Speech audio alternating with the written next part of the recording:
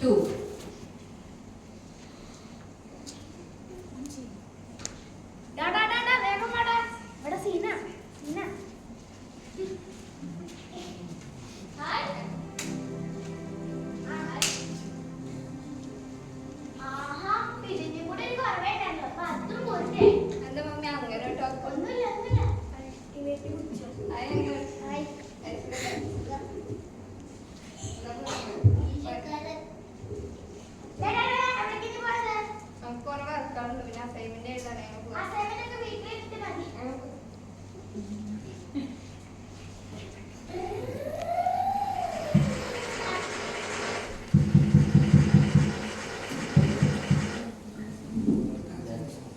Scene 3.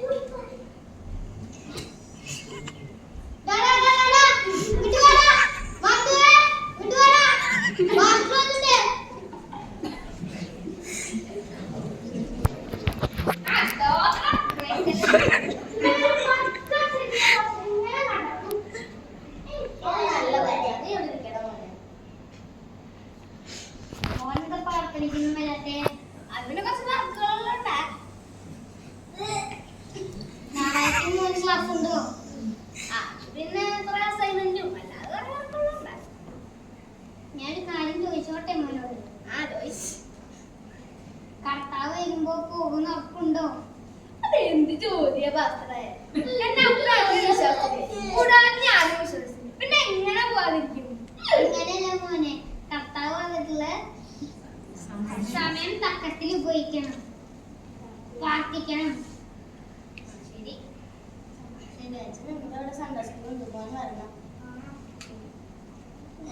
അന്നാ ഞങ്ങൾ ഇറങ്ങാം. 2-3 വീടും കൂടെ പോവാനുണ്ട്.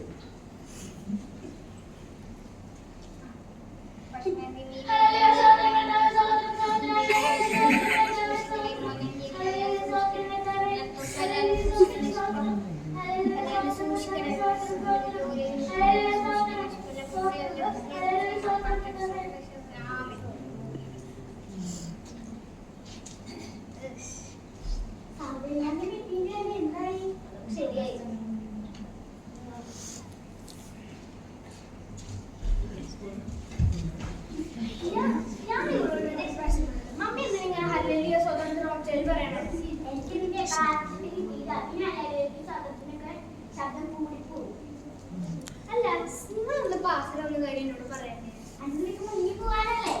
അല്ലല്ലേ, ഞാൻ വീണ്ടും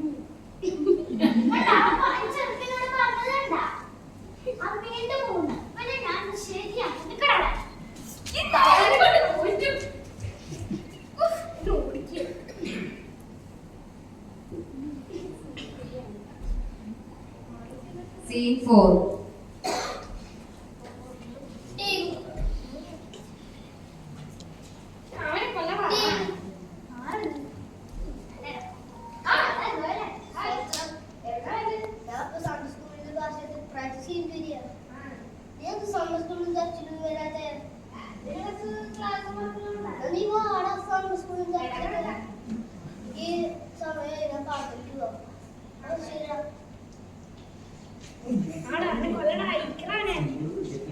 ഇവനെ കൊണ്ട് തൂക്കിതാ അങ്ങനെ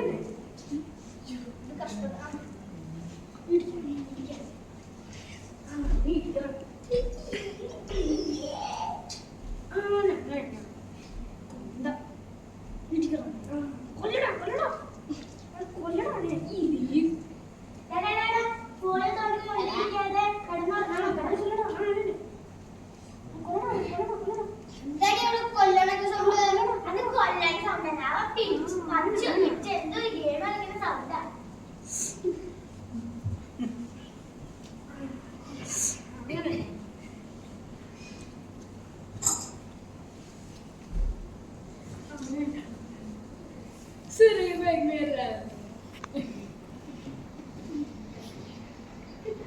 തിരിച്ചറിവുള്ള രാത്രി മാത്യുവിന് വളരെ വെളിപ്പെട്ടതായിരുന്നു. രാത്രി എന്താണ് സംഭവിച്ചതെന്ന് നമുക്ക് കാണാം.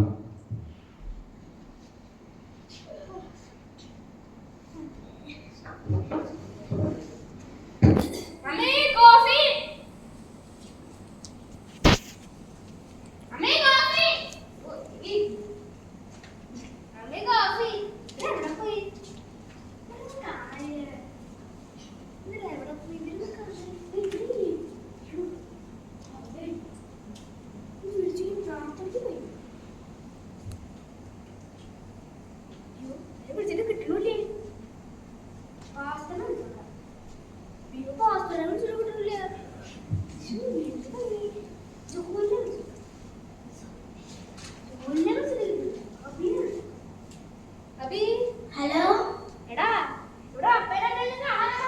അവര് വല്ല പറമ്പിലുണ്ടാവണ അല്ലടാ ചക്ക, ഇവിടെ ഒന്നും കാണാനില്ലെന്ന്. നീ നോക്കടാ.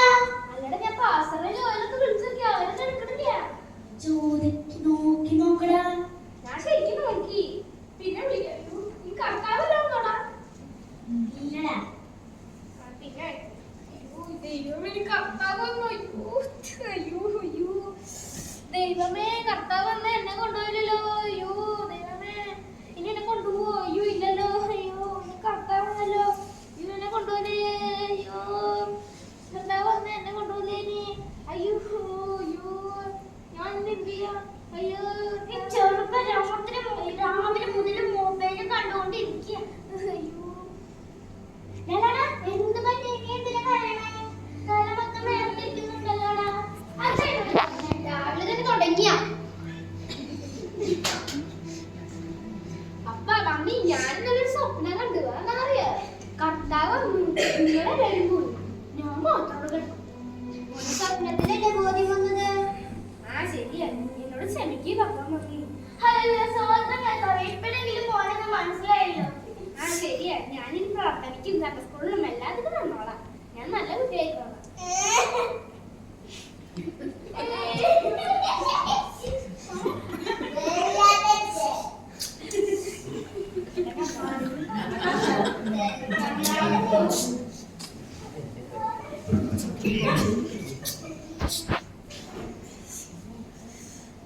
ശരിയാണ്, ഇതൊരു സ്വപ്നമല്ല, നാളെ നമ്മുടെയൊക്കെ ജീവിതത്തിൽ സംഭവിക്കാനിരിക്കുന്ന ഒരു യാഥാർത്ഥ്യമാണ്.